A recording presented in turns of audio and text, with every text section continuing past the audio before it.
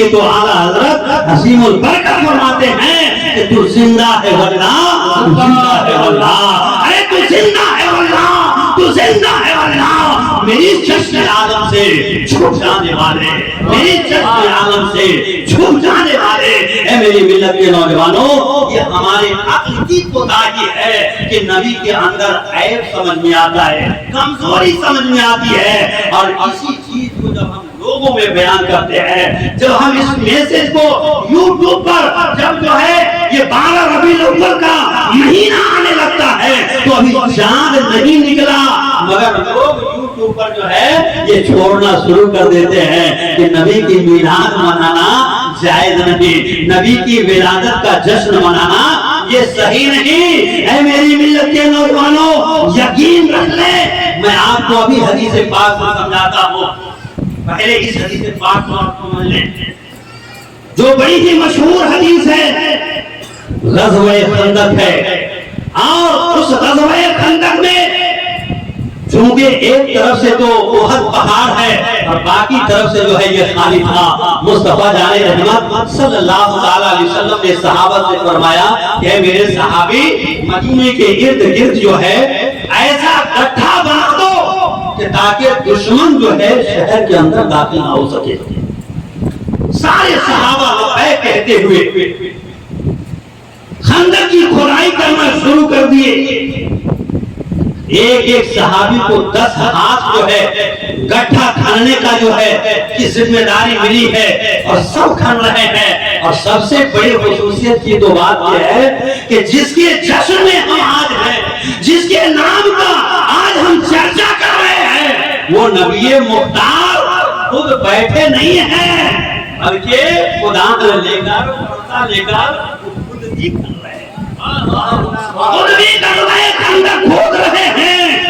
اچانک جو ہے غزوہ خندق کو کھودنے کے بعد ایک پتھر دکھائی دیتا ہے، اور اتنا بڑا پتھر تھا کہ سارے صحابہ مل کر کے بڑی محنت کرتے ہیں، کوشش کرتے ہیں، یہ ہتھوڑا اٹھا کر کے مارتے ہیں، مگر وہ پتھر نہ ڈس کرتا ہے نہ مس ہوتا ہے، نہ وہ ٹوٹنے کا نام لیتا ہے، نہ وہ ہلتا ہے نہ ڈولتا ہے۔ صحابہ پریشان ہو جاتے ہیں۔ حضرت جابر رضی اللہ تعالیٰ عنہ جو بڑے شہید صحابی رسول ہیں، جو میرے آقا کے آنکھوں کے تارے ہیں، قرب میں رہنے والے ہیں، قرب محبوب کو حاصل کرنے والے ہیں، اللہ اکبر، آقا کی بارگاہ میں آتے ہیں اور عرض کرتے ہیں یا رسول اللہ صلی اللہ علیہ وسلم، ایک پتھر اتنا بڑا اور مضبوط جو ہے پڑ گیا ہے کہ دشمن جو ہے اس کو پل بنا کر کے ہمارے شہر میں داخل ہو جائے گا اور ہمارے شہر کے لیے خطرہ ہو جائے گا، اس لیے یا رسول اللہ کوئی تدبیر اختیار کیجئے کہ یہ پتھر اپنی جگہ سے ہٹ جائے۔ اے میری ملت کے نوجوانوں، نبی کو اپنی طرح کہنے والوں، نبی کو اپنے بھائیوں کی طرح سمجھنے والوں، نعوذ باللہ من ذالک، کہاں ہے وہ لوگ اس حدیث کو کیا نہیں پڑھتے؟ میرے مصطفیٰ نے یہ نہیں کہا کہ میرے صحابی تم سب مل کر کے پھٹ گئے، سب نے ہتھوڑا چلایا، پتھر نہیں ٹوٹا۔ اب یہ محمد تو تمہاری ہی طرح تو نوجوان ہے، یہ کہاں سے توڑ سکتا ہے؟ جہاں سب تھک گیا تو میں اکیلا اب کیا کر سکتا ہوں؟ وہاں کوئی مشین بھی نہیں تھی کہ جس کو جو ہے میرے آقا منگواتے اور اس پتھر کو ہٹاتے۔ مصطفیٰ جان رحمت کہتے ہیں اے میرے صحابی بتاؤ وہ پتھر کہاں ہے، چلو سبب کہاں ہے وہ پتھر؟ یہ نہیں کہا کہ میں نہیں توڑ سکتا، بولتے ہیں میرے آقا کہ بتاؤ وہ پتھر کہاں ہے۔ چنانچہ صحابہ کرام ایسا پتھر تھا، سارے صحابہ میرے آقا کے پیچھے پیچھے ہیں، آقا کریم آگے آگے چل رہے ہیں، اور اس پتھر کے پاس پہنچتے ہیں، اور پہنچنے کے بعد بخاری شریف کا لفظ ہے میرے ملت کے نوجوانوں کہ میرے آقا ہاتھ میں ہتھوڑا لیتے ہیں، اور لینے کے بعد اس پتھر پہ ایک ہتھوڑا مارتے ہیں۔ بخاری کا لفظ یہ ہے کہ وہ پتھر جو ہے یہ ٹکڑے میں نہیں بلکہ وہ بالو کے ریت کی طرح ٹوٹ جاتا ہے۔ ماشاءاللہ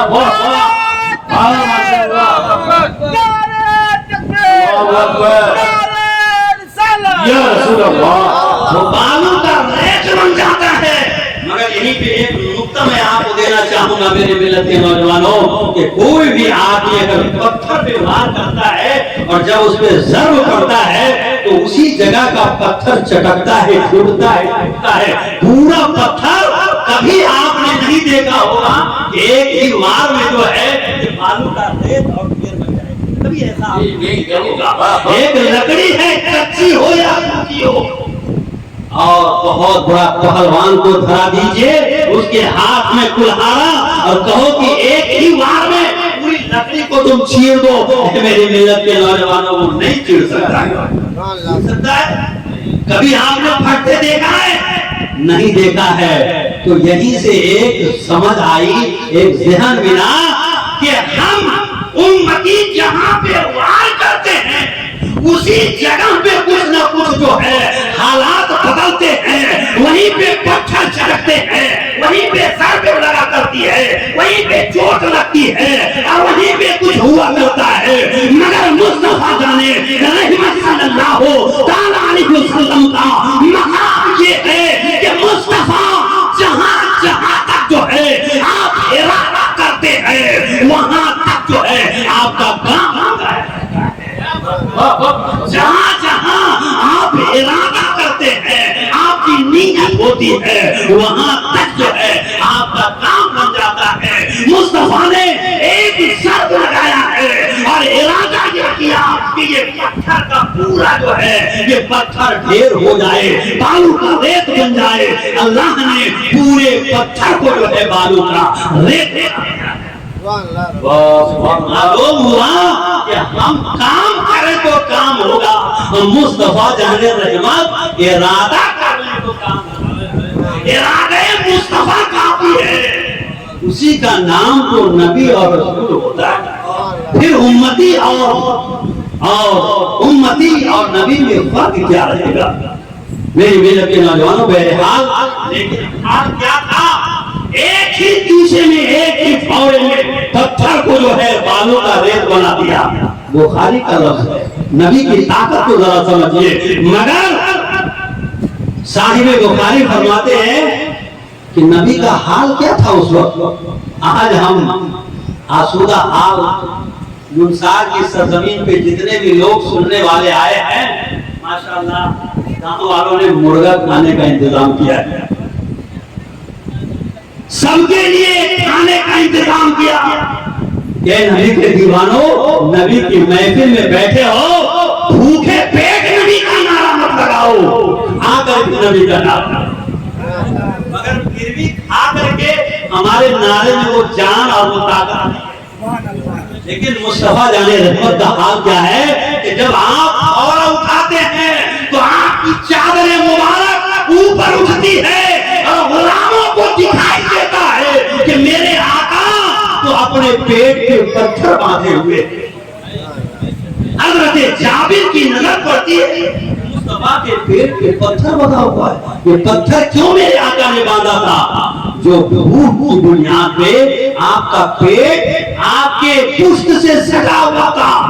جسم سے سٹا تھا،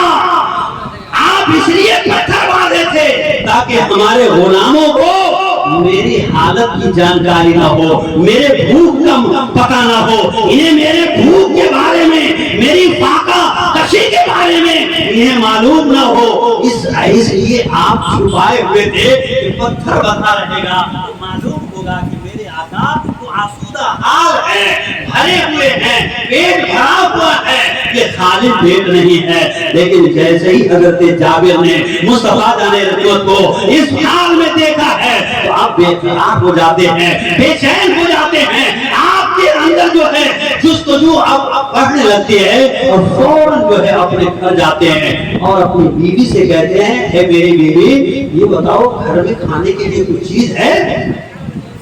تو بیوی کہتی ہے، اے میرے شوہر آپ کو اچھی طرح معلوم ہے گھر میں ایک سیر جو اور 6 ماہ کا بکری کا بچہ، بس یہی ہے، اس کے سوا کچھ نہیں ہے۔ حضرت جابر مصطفیٰ جائے رحمت کے دھوپ کی طرف کو برداشت نہیں کرتے کہ میں تو آسودہ کھا رہا ہوں، کھا پی کر کے خندق کو کھودوں، اور میرے مصطفیٰ جب قرآن کو اٹھا رہے ہو تو ان کے پشت پہ ان کے پیٹ پہ پتھر بنا ہوا ہو اور وہ بھوکے پیٹ کو آپ کو برداشت نہیں ہوتا۔ محمد رسول اللہ کی محبت میں فرماتے ہیں اے میری بیوی تم آٹا تیار کرو اور میں جو ہے بکری کے بچے کو ذبح کرتا ہوں۔ چنانچہ جانور کو آپ ذبح کرتے ہیں، آٹا تیار ہوتا ہے۔ بھلا بتائیے کہ آٹے میں کتنا بھوسا اور بھوسی نکلا ہوگا؟ تیار ہو جاتا ہے۔ اب اس کے بعد جو ہے آقا کی بارگاہ میں دعوت دینے کے لیے آ رہے ہیں۔ جیسے ہی چلے ہیں گھر سے فوراً بیوی جو ہے روک لیتی ہے، دامن تھام لیتی ہے اور کہتی ہے شوہر سنو، اے جابر سن لیجئے، وہاں ایک دو آدمی نہیں ہے، مصطفیٰ اکیلے نہیں ہیں، وہاں غلاموں کی بڑی تعداد ہے، آپ جا رہے ہیں، تھوڑا دھیان سے آقا کو دعوت کیجیے گا، تھوڑا خیال کیجیے گا، تھوڑا آرام سے آہستہ کہیے گا یا رسول اللہ آپ کی دعوت ہے، آپ چلے، یا اپنے ساتھ ایک دو صحابی کو لے لیجیے،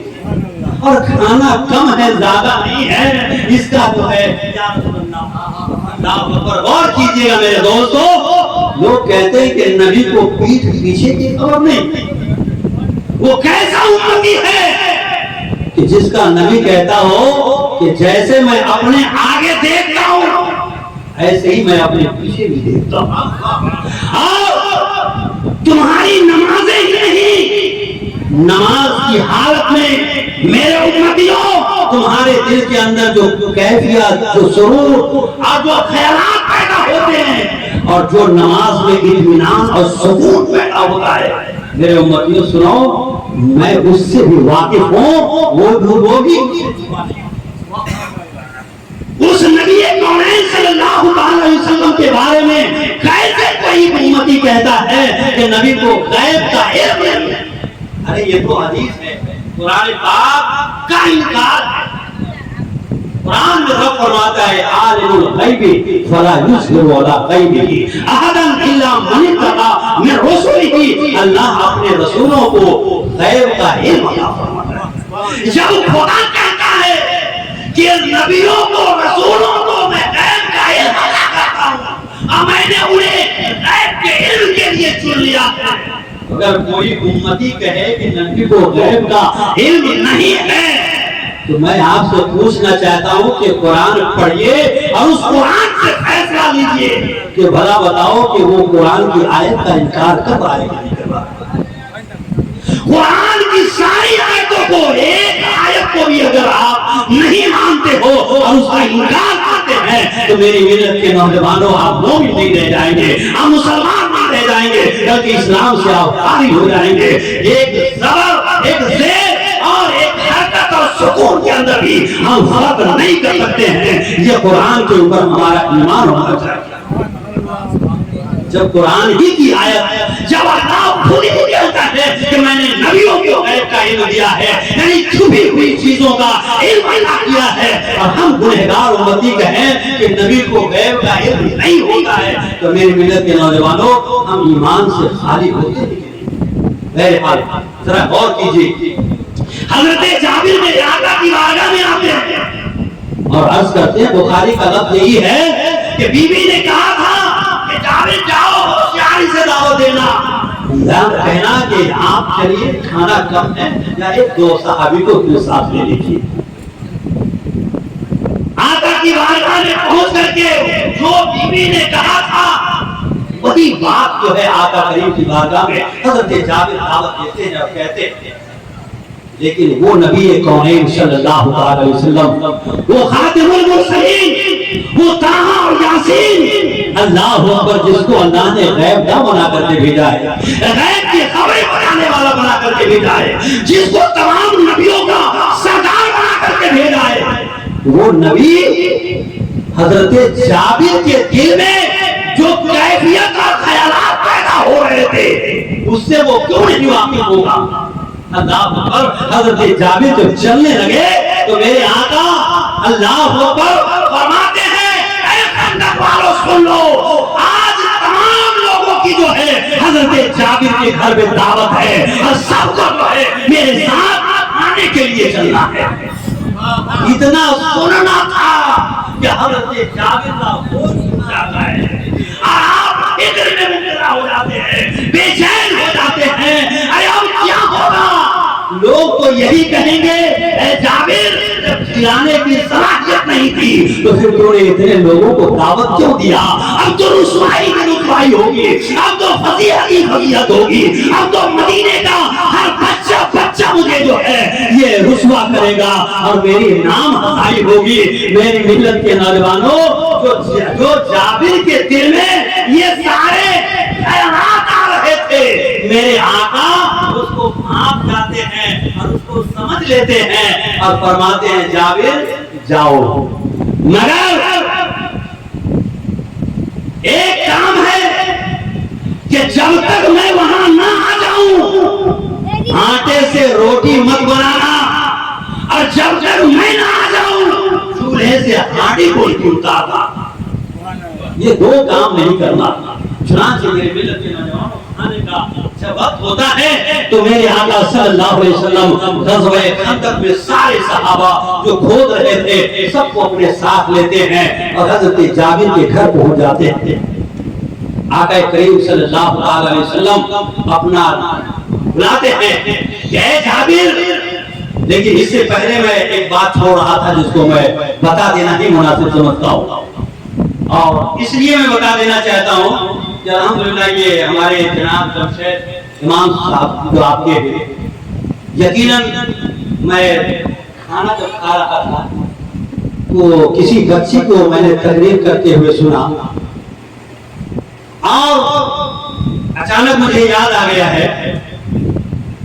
یقیناً ادنان ملت اسلامیہ وہ بچی ماشاءاللہ آقا کریم صلی اللہ علیہ وسلم کی ولادت پہ اتنا بہترین جو ہے خطاب کر رہے تھے، بیان دے رہے تھے کہ اسے سن کر کے یہ محسوس ہوا کہ واقعی جس طرح سے امام صاحب اس گاؤں کے محنت کر رہے ہیں، اگر واقعی ان کی محنت میں اگر یہاں کے ماں اور باپ شامل ہو جائے اور اپنے بچوں پر دھیان دینے لگے تو انشاءاللہ یہ بچیاں جو آج 10 منٹ 15 منٹ نبی کی نعت بیان کر رہی ہے، انشاءاللہ عظیم اگر ان کے ماں باپ کی محنت شامل رہی تو یہ بچیاں گھنٹوں تک جو ہے نبی کی نعت بیان کرے گی، گھنٹوں تک نبی کی نعت بیان کرے گی۔ ماشاءاللہ بہت خوبصورت لگا ان بچوں کا بیان سن کر کے۔ میں اسٹیج پہ نہیں تھا، میں دور سے سن رہا تھا، مگر الحمدللہ بہت عمدہ جو ہے میں نے سنا، اور یقیناً یہ ساری محنت آپ کے امام صاحب کی ہے۔ ایسا لگتا ہے کہ اس گاؤں کے اندر واقعی علمی ماحول کا ایک چراغ، ایک دیا جو ہے آپ کے امام صاحب نے روشن کیا ہے۔ میں آپ سے امید کرتا ہوں اس چراغ اور اس دیا کو آپ بجھنے نہ دیجیے اور اپنی عورتوں کے اندر وہ شعور پیدا کیجئے جو شعور کے حضرت جابر کی زوجہ محترمہ کے اندر تھا۔ آپ کی بیوی اللہ اکبر جب جو ہے پیغام لے کر کے حضرت جابر جاتے ہیں اپنے گھر تو حواس بھاگتا تھی، سمجھ نہیں آتا تھا، اور گھبرائے ہوئے لہجوں میں کہتے ہیں اے میری بیوی آج تو حال عجب ہو گیا، میں نے تو دھیرے سے مصطفیٰ کو کہا تھا مگر مصطفیٰ جان رحمت نے تمام لوگوں میں اعلان کر دیا کہ جو ہے تو اے لوگوں چلو جابر کے گھر کھانے کی دعوت۔ بیوی نے کہا کہ ایسا ہے کہ آپ نے احتیاط سے کام نہیں کیا ہوگا، آپ نے بلند آواز سے کہا ہوگا، غلطی آپ کے کہنے میں ہوگی اس لیے جو ہے ایسا ہوا ہے۔ حضرت جابر جو ہے اپنی بیوی کے سامنے یہی کہتے ہیں اے میری بیوی سنو، غلطی مجھے کہنے میں نہیں ہوئی ہے، مجھے میرا اس میں کوئی قصور نہیں ہے، میں نے تو دھیرے سے آقا کو کہا اور میں نے تو یہ کیفیت بھی بتا دیا یا رسول اللہ کھانا کم ہے، آپ چلیں کہ آپ کے ساتھ ایک دو صحابی ہو جائیں، بس میں نے اتنا نہیں کہا ہے، اس سے زیادہ نہیں کہا۔ تو اللہ اکبر، اے خاتونوں ذرا غور کیجئے، وہ مدینے کے خاتون تھی، وہ حضرت جابر کی بیوی تھی، کتنا اچھا ان کا عقیدہ تھا، کتنا پختہ عقیدہ تھا، کتنا مضبوط ایمان تھا۔ حضرت جابر کی بیوی فرماتی ہے کہ اے حضرت حضرت جابر اب اس میں سوچنے کی کیا بات ہے؟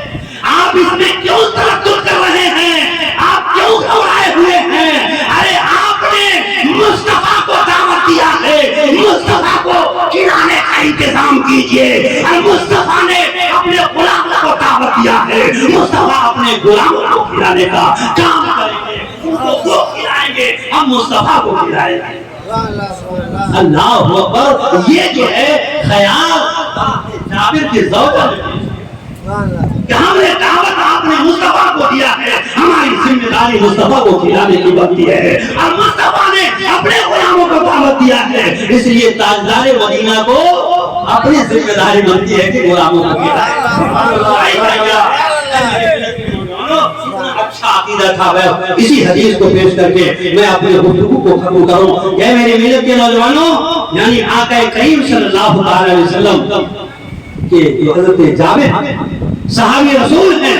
اب جو ہے آٹا پیش کرتے ہیں اور وہ ہانڈی بھی پیش کرتے ہیں۔ ذرا غور کیجئے، میرے آقا اپنا لعابے جان لیتے ہیں اور اس ہانڈی میں ڈالتے ہیں اور اس گودے ہوئے آٹے میں ڈالتے ہیں،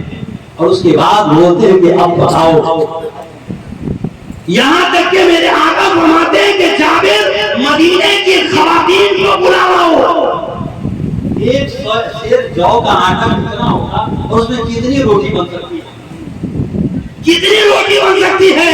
مگر مدینے کی خواتین آ گئی اور سب مل کر کے بنا رہی ہے، اور گرما گرما روٹی جو ہے تیار ہو رہی ہے، اور سارے صحابہ لائن سے بیٹھ کر کے کھا رہے ہیں۔ الحمدللہ سارے صحابی کھا کر کے آسودہ ہو جاتے ہیں، مصطفیٰ جان رحمت بھی کھا کر کے آسودہ ہو جاتے ہیں، حضرت جابر بھی کھا کر کے آسودہ ہو جاتے ہیں۔ آپ کے گھر کا بچہ کھا لیتا ہے، یہاں تک کہ کھانا مدینے میں تقسیم کیا جاتا ہے، مگر پھر بھی جو ہے وہ کھانا کم کم۔ لیکن یہ اتنا ہی نہیں چلتا ہے، بخاری شریف کا لفظ ہے کہ دوسرا دن جب آتا ہے تو پھر جو ہے حضرت جابر فرماتے ہیں کہ ہم دوسرے دن بھی مدینے کے لوگ کو کھانا کھلاتے رہے اور خود کھاتے رہے۔ تیسرا دن آیا تو ہم مدینے کے لوگ کو کھانا کھلاتے رہے اور خود بھی کھاتے رہے۔ لیکن تیسرا دن جب آیا تو شام کے وقت جو ہے میں نے یہ سوچا کہ آخر تھوڑا دیکھا جائے کہ اس دیگچی میں اور گودے ہوئے جو ہے